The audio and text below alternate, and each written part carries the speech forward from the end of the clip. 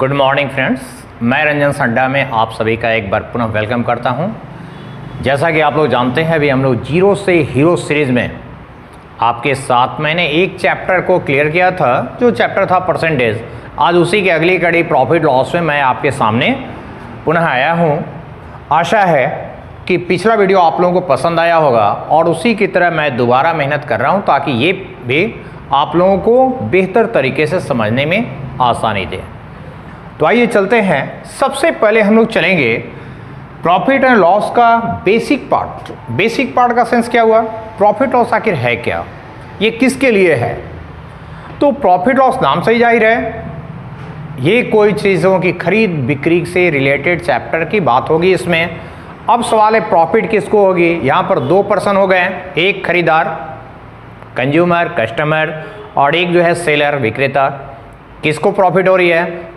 Consumer तो गया, उसने जाकर किसी भी रेट से सामान उठाकर घर ले आया, उसे न तो प्रॉफिट हो रहा है ना लॉस हो रहा है, क्योंकि सिर्फ हम ले रहे हैं। प्रॉफिट या लॉस सिर्फ और सिर्फ तभी होगा जब हम उसको सेल आउट करेंगे। लेकिन मैं तो सेल आउट कर नहीं रहा हूं, मैं तो सिर्फ उसको ले जाकर घर में कंज्यूम कर रहा हूं, तो मेरा तो प्रॉफिट लॉस होगा नहीं। तो ये प्रॉफिट लॉस किसके लिए है? सिंपली सेलर के लिए, विक्रेता के लिए। क्यों है? क्योंकि वो किसी रेट से खरीदता है और किसी अदर रेट से आपको सेल कर देता है। तो लेने और देने के बीच कुछ तो गैप रखा होगा। कोई भी काम जब आदमी करता है तो बिना प्रॉफिट की आशा के काम नहीं किए जाते। अवश्य ही विक्रेता भी सेलर भी कहीं ना कहीं प्रॉफिट की आस इसमें देख रहा होगा। यह अलग बात है, कभी उसकी सोच के अनुरूप प्रॉफिट होता है, कभी उससे प्रॉफिट डाउन होता है, कभी कॉस्ट प्राइस पर ही उसे सेल करना होता है, तो कभी उसे लॉस भी सहन करना पड़ता है। तो चलें आज हम अपने चैप्टर को बढ़ाते हैं।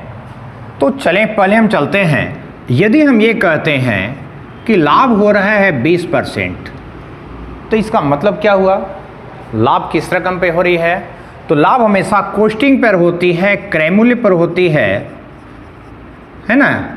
तो क्रय मूल्य पर 20% का लाभ होता है। इसका मतलब क्या हुआ कि हमें क्रय मूल्य को 100% लेकर काम करना होगा, स्वाभाविक सी बात है। तो अगर हम क्रय मूल्य को 100 रुपया लेते हैं तो हमारा लाभ 20% है। जो प्रीवियस चैप्टर में हमने बोला था, परसेंट का सेंस ही होता है आउट ऑफ 100। तो अगर 20% बोल रहा है तो 100 क्रय मानने का मतलब है कि 20 रुपये का प्रॉफिट आपको हो रहा है। प्रॉफिट हो गया आपका ₹20। अब आपने सेल किस पे किया? 100 रुपीज आपने खरीदा, 20 रुपीज आपने गेन किया, प्रॉफिट किया, तो आपने सेल किस पे किया?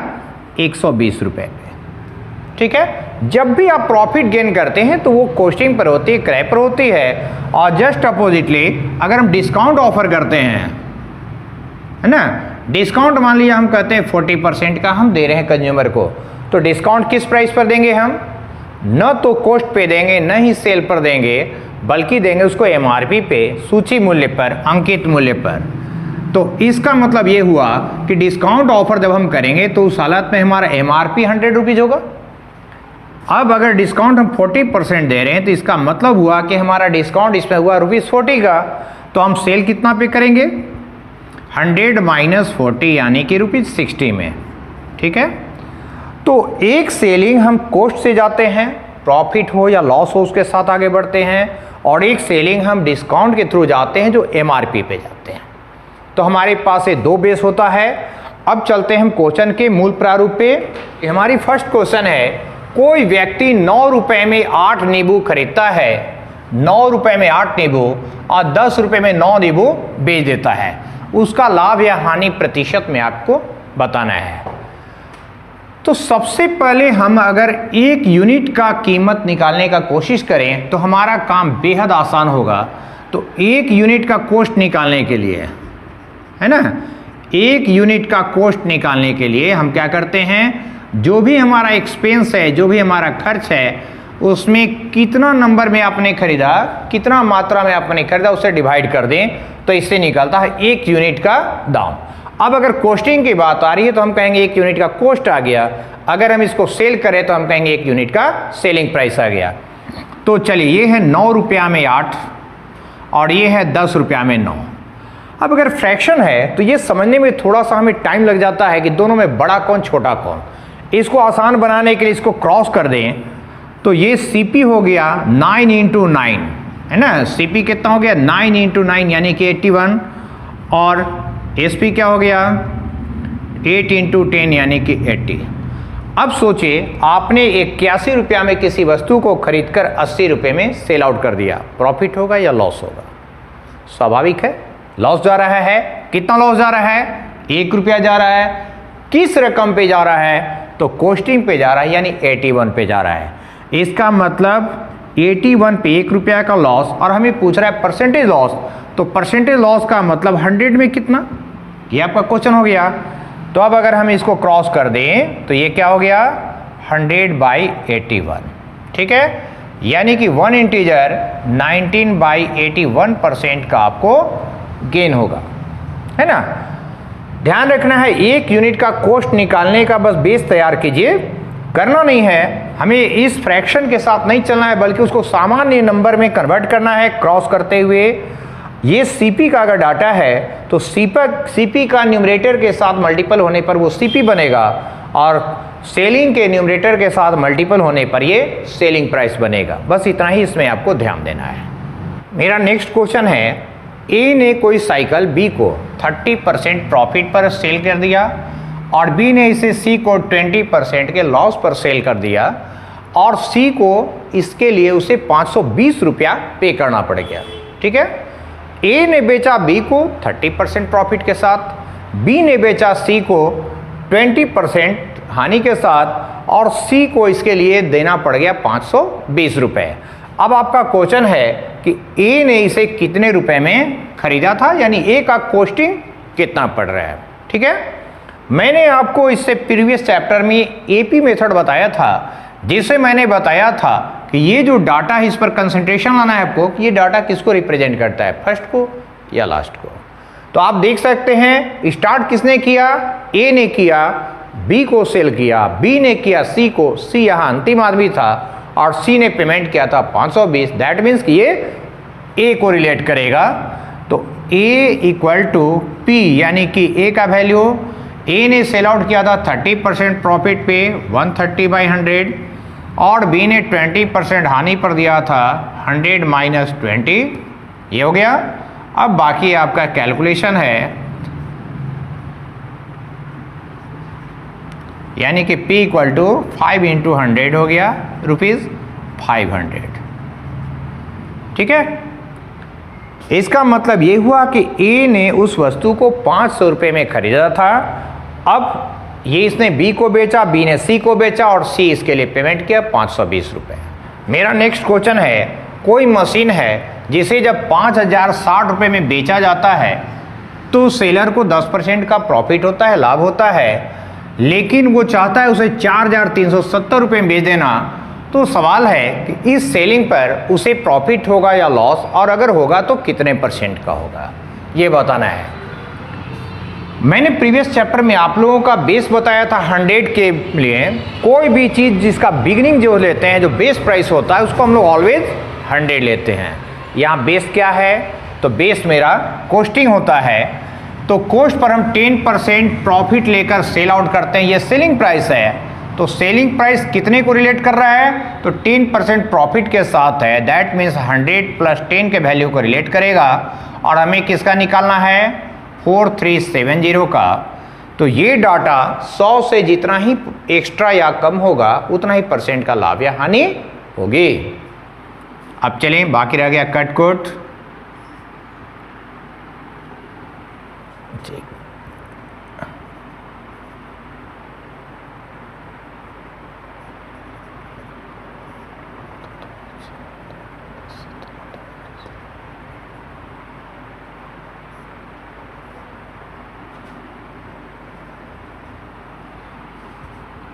इसका मतलब हो गया कि ये कैलकुलेशन जो है 95% को मैनेज कर दिया, यानी कि आपने सेल किया है 95% पे।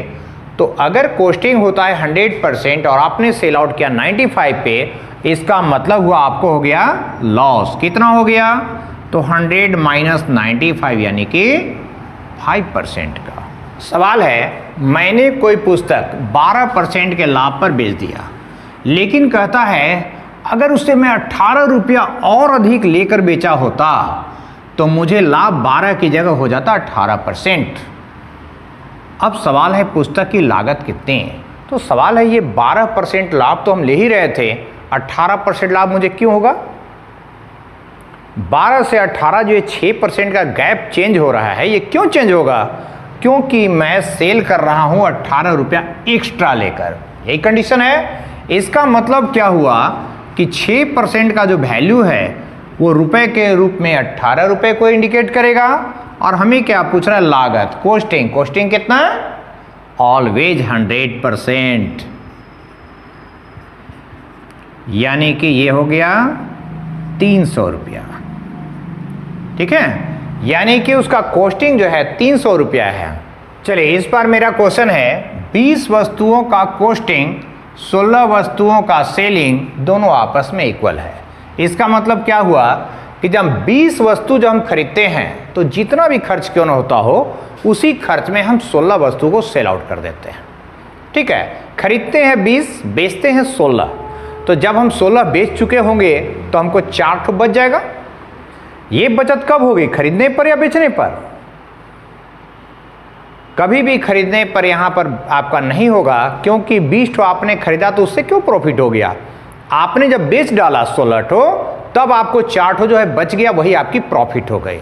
यानी कि जब हम मात्रा के सेंस में क्वेश्चन की बात करते हैं, रुपए में नहीं मात्रा में ना, तो उस हालात में हम प्रॉफिट या लॉस की गणना कॉस्ट पर ना करके सेल पर करते हैं।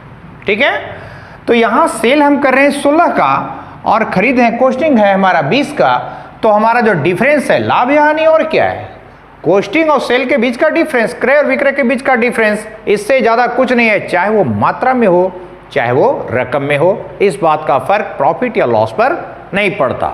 बस ये अलग बात है कि जब परसेंटेज की गणना करेंगे तो रुपए की कंडीशन में हम कॉस्टिंग पर करेंगे, क्रय पर करेंगे, लेकिन अगर मात्रा की बात कर रहे हैं तो हमेशा सेल पर करेंगे। सेल हम किस मात्रा को कर रहे हैं उस पर चलेगा।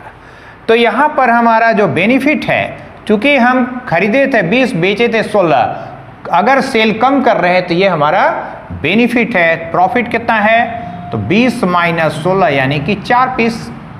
आप प्रॉफिट परसेंट चलें तो 4 रुपये का प्रॉफिट कितना पर है? तो 16 के सेल करने पर, है ना।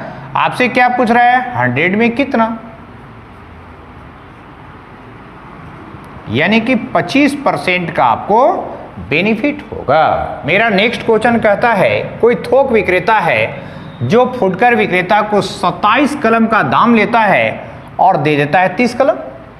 दाम लिया 27 का, यानी एमआरपी का, उस 27 का था एमआरपी, लेकिन उसी एमआरपी पर उसने 30 पेन उसको दे दिया।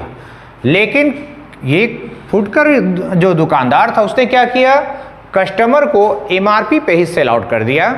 इसका मतलब है कि 30 पेन जो उसने लिया था उसी 30 रुपए में उसको बेच दिया, 30 कलम के मूल्य लेकर बेच दिया।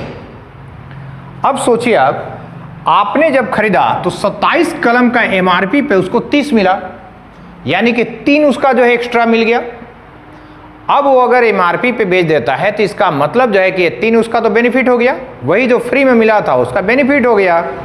तो 3 कलम का बेनिफिट कितना पर होता है? 27 कलम पर, यही ना है। 27 कलम का जो दाम दिया, यानी उसकी जो कॉस्टिंग थी उसी पर उसको बेनिफिट है। तो 27 कलम के लागत पर उसको 3 का बेनिफिट है। हमसे पूछा गया प्रॉफिट या लॉस का percentage, that means out of 100 हमारे पास पूछा गया।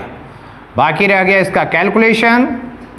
तो ये हो गया 100/9, यानी 11 इंटीजर 1/9%, है ना।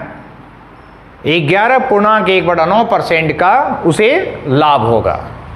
मेरा नेक्स्ट क्वेश्चन है 1 रुपए में 32 नींबू जब हम बेचते हैं तो हमें 40% का लॉस हो जाता है, लेकिन दुकानदार चाहता है प्रॉफिट लें और कितना लें? तो 20% बेनिफिट चाहता है। तो सवाल ये है कि 20% बेनिफिट के लिए उसे नींबू किस मूल्य पर बेचना होगा, यानी 1 रुपये में कितने नींबू उसके लिए बेचने के लिए होगा। अब चलिए, मैंने भी प्रीवियस क्वेश्चन में आपको बताया था, जब भी रुपये इतना और रुपया में इतना का सेंस होता है तो 1 यूनिट का दाम हम निकालते हैं। तो वो दाम हो गया 1 रुपये 32 यानी 1/32। ये क्या है? 40% हानि पर विक्रय मूल्य, सेलिंग प्राइस कभी भी 100 नहीं होगा, ये 40% हानि के साथ है, दैट मीन्स 60% का ये रिजल्ट है। आपको क्या चाहिए? तो 120%, क्योंकि 20% आपको बेनिफिट चाहिए। अब आपको मूल्य चाहिए 60 दूनी 120, वाट इक्वल टू 1/32 इंटू 2 1/16। ये क्या शो करता है? 1 रुपए में 16 नींबू अगर आप बेचते हैं तो आपको 20% का बेनिफिट होगा। 1 रुपए में 16 नींबू, यही बेचने की जरूरत उसको है। मेरा क्वेश्चन है, कोई दुकानदार 4000 रुपये प्रत्येक की दर से 2 घोड़े को बेच देता है ना। 4 रुपया प्रत्येक का सेंस, दोनों घोड़ों को वो 4-4 हजार रुपये में ही बेचता है, लेकिन एक को उसने 20% लाभ पर बेचा है तो दूसरे पर उसे 20% की हानि हो गई है। जरूरी नहीं है कि जब हम सेम रेट में बेचते हैं तो हमारा प्रॉफिट लॉस भी सिमिलर हो, क्योंकि खरीदारी किस रेट पर हुई है ये तो दुकानदार ही जान रहा है। तो अगर खरीदारी दोनों सेम रेट पे होगी तो प्रॉफिट पर बेचने पर प्रॉफिट ही होगा, लेकिन यहां ऐसा नहीं है। यहां सेलिंग दोनों का इक्वल किया, लेकिन एक पर उसे 20% प्रॉफिट हो गया जबकि दूसरे पर उसे 20% का लॉस हो गया। अब आपसे कुल प्रॉफिट या लॉस पूछता है, ये परसेंट में नहीं बल्कि रुपए में आपसे पूछा गया। तो सबसे पहले हम परसेंटेज में निकालना चाहेंगे। अगर सेलिंग प्राइस इक्वल हो और प्रॉफिट लॉस का परसेंटेज भी इक्वल हो तो ये ऑलवेज लॉस होता है। और लॉस कितना परसेंट होता है? तो जितने परसेंट का प्रॉफिट और लॉस हो रहा है उसका मल्टीपल बाय 100, यानी कि 4% का लॉस आपको होता है। ठीक है। अब आपका क्वेश्चन है टोटल लाभ या हानि क्या है, यानी रकम बताना है। दैट मीन्स कि हमको रकम का यूज करना है। तो हमारे क्वेश्चन में रकम क्या है? तो 4000 रुपये प्रत्येक में हमने 2 घोड़े बेचे हैं। 2 घोड़े बेचे हैं 4000 रुपया प्रत्येक, मतलब दोनों घोड़ों को मिलाकर 4000 गुने 2 रुपये में हमने बेचा है। और ये बेचे हैं, विक्रय है, तो विक्रय कितना परसेंट है? तो हम जान चुके हैं कि हमें 4% का लॉस हुआ है। इसका मतलब ये 96% को कवर करेगा। हमें क्या चाहिए? तो लॉस कितना है? 4% है। तो 4% का वैल्यू आपसे जानना चाह रहे हैं। चलिए 4 से काट दें, 4 दूनी 8, 4 चौका 16, 2 से काट दें 12, 4 से कट रहा है 3 बार, 4 से कट रहा है 1000 बार, यानी वाट इक्वल टू 1000/3, 333.1/3%, है ना। ये क्या हुआ? इतने रुपए का उसे लॉस हुआ। ध्यान रखेंगे जब भी रकम में बात करनी हो तो आपको डाटा का यूज करना है, परसेंटेज यूज करना है, तो आपको 100 में निकालना है। चलिए मेरा नेक्स्ट क्वेश्चन है, कोई दुकानदार अपने सामान का मूल्य 30% बढ़ाकर रखता है और ग्राहक को 15% का छूट दे देता है और आपको कहता है लाभ हानि कितना हुआ। तो भाई ये मार्केटिंग की प्लान है, मार्केटिंग का स्ट्रेटेजी है कि कस्टमर को जो दिखाइएगा उसी को सत्य मानकर वो काम करेगा। तो कोई भी दुकानदार अगर डिस्काउंट आपको ऑफर करता है तो अपने घर से डिस्काउंट नहीं दे रहा है, बल्कि प्रॉफिट को एक अलग तरीके से वो डिफाइन करके आपसे बात करता है। एक तरीके से उसने सारी कैलकुलेशन कर रखी है और आपको एक बढ़ाकर दाम बताता, उसी में डिस्काउंट देता है। इस डिस्काउंट के बाद भी उसके पास कुछ ना कुछ बेनिफिट अवश्य होता है। तो जैसा कि अपने प्रीवियस चैप्टर में मैंने बोला था, जब 2 या 2 से अधिक बार प्रतिशत में चेंजिंग होती है तो इसका मतलब है आप AB फॉर्मूला यूज कर सकते हैं। तो यहाँ भी वो चीज़ है। तो प्रारंभ हम चलेंगे 100 रुपये को, मान लिया ये कोस्टिंग हमने मान लिया कि कोस्टिंग 100 है। हमने दाम कितना बताया? 30% बढ़ाकर, मतलब 130% हमने दाम बताया और डिस्काउंट हमने दे दिया 15%। इसका मतलब जो भी दाम हमने बताया उतना का 85% पे मैंने सेल आउट कर दिया।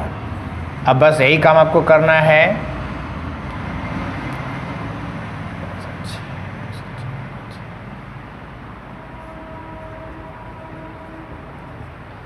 इसका मतलब यह है कि अगर उसकी कॉस्टिंग 100 रुपये की थी तो उसको बेचा गया 110 रुपया 50 पैसा में, इसका मतलब उसे लाभ हो रहा है। कितना हो रहा है? तो दोनों का डिफरेंस यानी 10.5% का लाभ होगा। अब इसको आप डायरेक्ट पे भी कर सकते हैं, लेकिन वहां भी 100 में मानना ही है। हमने 100 रुपया का दाम बताया, कितना? 30% बढ़ा के, इसका मतलब 130 हमने दाम बताया। आप बेचते समय जो दाम बताया इतना पे हमने डिस्काउंट दिया। कितना डिस्काउंट दिया? तो डिस्काउंट हमने दिया है 15%। 130 का 15% कितना? 10% के लिए सीधे 1 डिसमिल इधर खिसकते हैं, यानी कि 130 का 10% 13 रुपया, और 5% होता है 13 का आधा, क्योंकि 10 का आधा होता है 5%। तो 13 का आधा 6.5, तो 13 और 6 19, 19.5। 130 दाम बता, 19 रुपया 50 पैसा का डिस्काउंट दे दिए, तो इसको घटाने के बाद क्या आया? तो 110.5। अब इन दोनों का जो डिफरेंस है वही आपका प्रॉफिट है। अगर ये ज़्यादा है तो प्रॉफिट हुआ, कम है तो लॉस है। तो आपके पास ये 2 तरीका है, दोनों में जिसको भी आप अप्लाई करना चाहें कर सकते हैं। क्वेश्चन है, महेश ने कोई वस्तु उसकी मूल कीमत से 9/10 में खरीद लिया, लेकिन बेचते समय मूल कीमत पे 10% और एक्स्ट्रा ले लिया। आपसे पूछ रहा है उसका लाभ या हानि कितना। तो 9/10 में खरीदने का मतलब क्या है कि अगर उसकी दाम ओरिजिनली 10 रुपये थी तो उसे 9 रुपया में वो ले लिया। ठीक है, डायरेक्ट इसी डाटा को हम यूज कर सकते हैं, लेकिन इससे बेटर ये होता है कि इसको हम 100 अगर बना सके तो बेहतर। तो 100 बनाने के लिए 10 से गुना करना पड़ेगा। अब हम कह सकते हैं मूल कीमत कितना हो गया? तो 10 दहां 100 रुपया हो गया, लेकिन हमने खरीदा कितना में? 9 गुना 10 यानी कि 90 रुपया में। और अब बेचा कितना में? 10% मूल कीमत पर एक्स्ट्रा लिया, यानी 100 का 10% एक्स्ट्रा लिया, यानी कि 110 लिया। आपने खरीदा 90 में, सेल आउट किया 110 में। अब आपका प्रॉफिट या लॉस इसी जगह पर है। तो ध्यान दीजिए, अगर अधिक में बेचा गया तो आपको प्रॉफिट हो रही है। कितनी प्रॉफिट हो रही है? दोनों का डिफरेंस गुना 100 बटा कॉस्टिंग, यानी कि 90। 200 बटा 9, 9 दूनी 18, 2 20, 9 दूनी 18, 2 बटा, यानी कि उसका प्रॉफिट जो है 22.2/9% का होगा। ये था मेरा आज जो प्रॉफिट और लॉस का बेसिकल क्वेश्चन हम बोल सकते हैं। इसके थ्रू हम लोग आगे का रास्ता तय करेंगे।